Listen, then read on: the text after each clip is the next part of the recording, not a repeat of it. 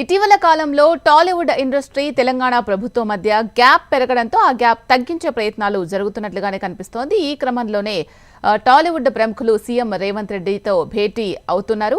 బంజారాహిల్స్లోని police command control రూమ్లో ఈ సమావేశం జరుగుతోంది. పుష్ప 2 సినిమా బెనిఫిట్ షో సమయంలో సంధ్యా థియేటర్లో జరిగిన తొక్కిసలాట, అల్లు అర్జున్ అరెస్ట్ ఘటనలతో ప్రభుత్వానికి సినీ ఇండస్ట్రీకి మధ్య విభేదాలు వచ్చిన సంగతి తెలిసిందే. అటు ప్రతిపక్షాలు కూడా ప్రభుత్వాన్ని టార్గెట్ చేయడంతో ఈ విషయంపై సీఎం రేవంత్ అసెంబ్లీలో చేసిన వ్యాఖ్యలు, మంత్రులు ఇండస్ట్రీపై చేస్తున్న కామెంట్స్ తో వివాదం మరింత పెద్దదైంది. బెనిఫిట్ షోలు ధరలు పెంచడాలు ఇకపై ఉండవంటూ ప్రభుత్వం ప్రకటించేసింది.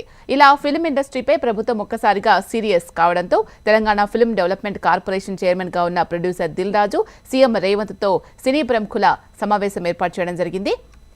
ఈ నేపథ్యంలోనే ఈరోజు సీఎం రేవంత్ తో సినీ ప్రముఖులు భేటీ అవుతున్నారు. ఇండస్ట్రీ నుంచి దిల్ రాజు, అల్లు అరవింద్, చిరంజీవి, వెంకటేష్, త్రివిక్రమ్ తో పాటు పలువురు నిర్మాతలు, దర్శకులు, మా అసోసియేషన్ ప్రతినిధులు ఈ సమావేశానికి హాజరైనట్టుగా తెలుస్తోంది. అటు ప్రభుత్వం నుంచి డిప్యూటీ సీఎం భట్టి విక్రమార్క, మంత్రులు కోమటిరెడ్డి వెంకటరెడ్డి, దామోదర రాజనరసింహ సమావేశానికి హాజరైనట్టుగా సమాచారం.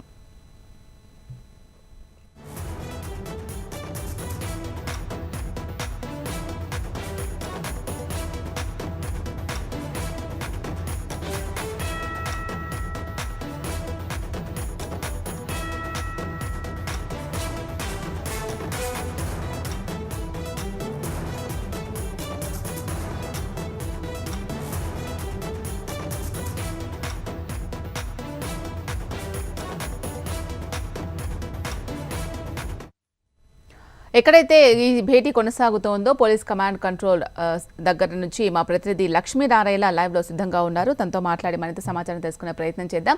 లక్ష్మీనారాయణ, ఈ భేటీ తర్వాత ఏ విధంగా ఉండే సిచ్యువేషన్స్ ఏ విధంగా ఉండే అవకాశం ఉంది?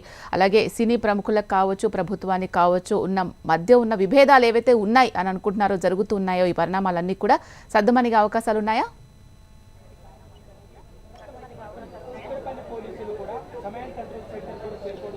రైట్ షీలా, ప్రస్తుతము సమావేశం ప్రారంభమైంది. ఇంతకుముందే ముఖ్యమంత్రితో సమావేశం ప్రారంభమైంది.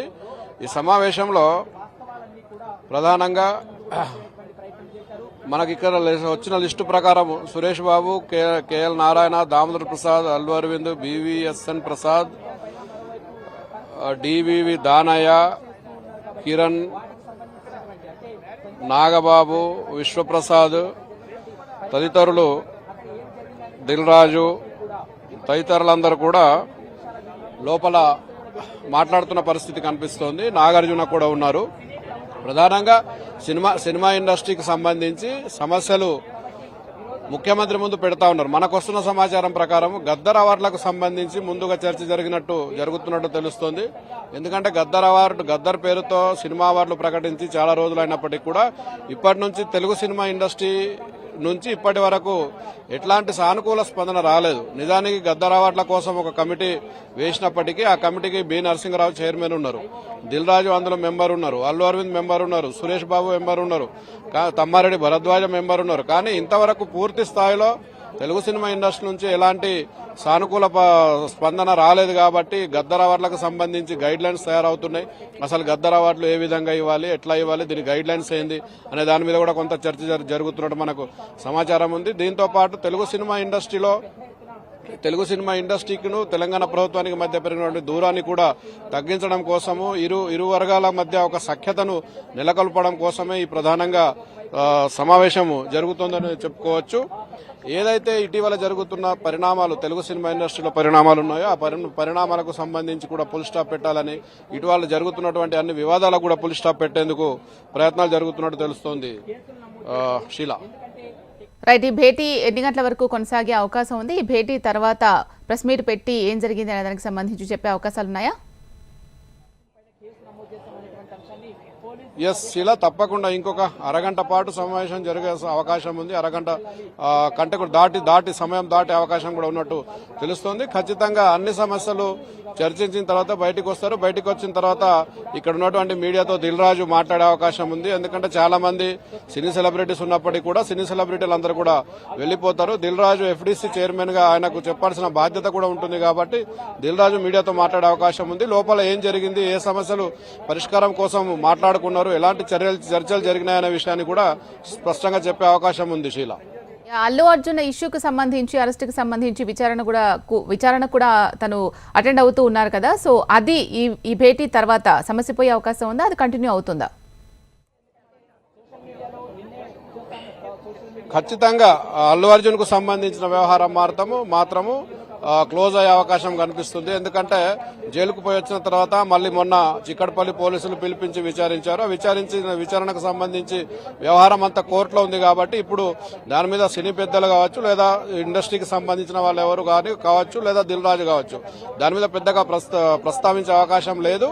సో అది కోర్టులో ఉన్న వ్యవహారం కాబట్టి అది ప్రస్తుతానికైతే సినిమా ఇండస్ట్రీకి సంబంధించిన వరకు వివాదము ముగిసిపోయిందని మనం చెప్పుకోవచ్చు. శీల, ఇంతకుముందు అసెంబ్లీలో మాట్లాడినప్పుడు కూడా రేవంత్ రెడ్డి బెనిఫిట్ షోలకు ఇంకా అనుమతి ఇచ్చే అవకాశం లేదు, ధరల పెరుగుదల కూడా చేసే అవకాశం లేదు అని మాట్లాడడం మనం చూసాము.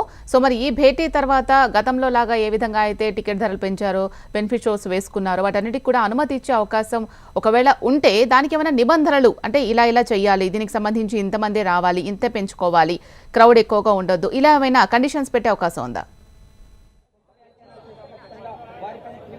ఖచ్చితంగా బెనిఫిట్ షోలకు సంబంధించి అవకాశాలు ఇచ్చే పరిస్థితి అయితే కనిపించడం లేదు. ఎందుకంటే స్వయంగా ముఖ్యమంత్రి అసెంబ్లీలో ప్రకటించిన నేపథ్యంలో తిరిగి మళ్ళీ బెనిఫిట్ షోలకు పర్మిషన్లు ఇవ్వడము, లేకపోతే రేట్లు పెంచుకోవడానికి పర్మిషన్లు ఇస్తే కనుక తెలంగాణ ప్రభుత్వానికి చెడ్డ పేరు వచ్చే అవకాశం ఉంటుంది. కేవలం కొద్ది రోజుల క్రితమే అసెంబ్లీలో ప్రకటించి మళ్ళీ 15 నెలల రోజుల్లోపే టికెట్లు పెంచుకోమని జనాల మీద రుద్దితే మాత్రం తెలంగాణ ప్రభుత్వానికి చెడ్డ పేరు వచ్చే అవకాశం ఉంటుంది. కాబట్టి మనకున్న సమాచారం ప్రకారం టికెట్ల వ్యవహారం కానీ, బెనిఫిట్ షోల వ్యవహారం కానీ ఇప్పటికిప్పుడు నిర్ణయం తీసుకునే అవకాశం అయితే కనిపించడం లేదు. ఒకవేళ లోపల చర్చ జరిగినా కూడా అది బయట చెప్పే పరిస్థితి కూడా లేదు. ఎందుకంటే ఇప్పుడు ఎఫ్డీసీ చైర్మన్ గా దిల్ రాజు ప్రభుత్వంలో ఒక భాగస్వామి. దిల్ రాజుకు సంబంధించిన 3 సినిమాలు రిలీజ్ అవుతున్నాయి కాబట్టి కేవలం ఇది దిల్ రాజు కోసమే టికెట్లు పెంచారు, లేదా దిల్ రాజు కోసం బెనిఫిట్ షోలకు అవకాశం ఇచ్చారనే అపవాదు ప్రభుత్వం మీద ప్రతిపక్షం విమర్శలు చేసే అవకాశం ఉంటుంది. కాబట్టి ఖచ్చితంగా ఇప్పటికిప్పుడు బెనిఫిట్ షోలకు సంబంధించి లేదా టికెట్ల రేట్లకు సంబంధించి నిర్ణయం తీసుకునే అవకాశం లేదు. సంక్రాంతి ఇంకా చాలా టైం ఉంది, ఇంకొక 10-15 రోజులు టైం ఉంది. కాబట్టి సంక్రాంతికి ముందు ఏదైనా మళ్ళొకసారి మంత్రి కోమటిరెడ్డితో చర్చలు జరుపుతారో, లేకపోతే మళ్లీ సీఎంని గెలుస్తారో తెలియదు. కానీ సంక్రాంతికి ముందు కనుక ఏమైనా మీరు అనుకున్నట్టు కొన్ని నిబంధనలు పెట్టి అనుమతిస్తే ఇవ్వచ్చేమో, కానీ ఇప్పటికిప్పుడైతే దాన్ని పరిగణలోకి తీసుకుని అనుమతించే అవకాశాలు అయితే కనిపించడం లేదు. శీల, రైట్. Thank you Lakshminarayana.